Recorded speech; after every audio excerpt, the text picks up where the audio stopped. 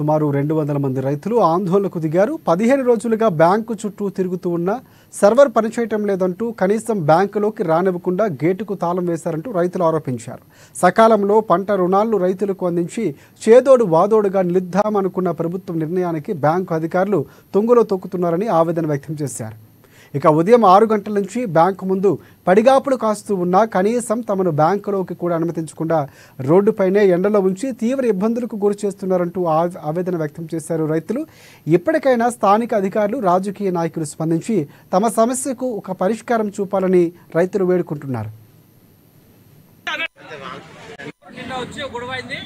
మేము బ్యాంకు తీయం ఏం లేదు, వరదలు పడ్డాయి, అక్కడ సిగ్నల్ టంబులు అన్నీ ఊలిపోయినాయి వర్షానికి. అక్కడ లైన్ మొత్తం ఊలిపోయి సిగ్నల్ వస్తలేదు.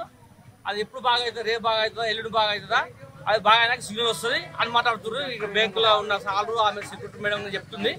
మాకు అవసరం, మాకు ఇప్పుడు జరగవలసిన మా ఊళ్ళో పల్లెటూరు పక్కపొట్టు గన్పూర్ విలేజ్ చిన్నగా మీ సేవ అది నెట్ వస్తుంది.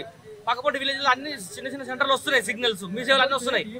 ఈ బ్యాంకులకు ఎందుకు వస్తలేదు? ఇంత పెద్ద సంస్థ ఇది, ఇంత పెద్ద సంస్థ అయినప్పుడు కరెక్ట్ రావాలి కదా సిగ్నల్ వస్తుంది. ఇప్పుడు 100 మంది ఉన్నాం, 200-300 మంది నిలబడి ఉన్నాం. పొద్దున 6 గంటల నుంచి కూడా ఉన్నాము. రేపు ఎల్లుండి గదించి పెడుతున్నాం. అని పరిష్కారం పెట్టేస్తారు, మీరు చేయండి సార్, మాకు న్యాయం కావాలి. ఎందులో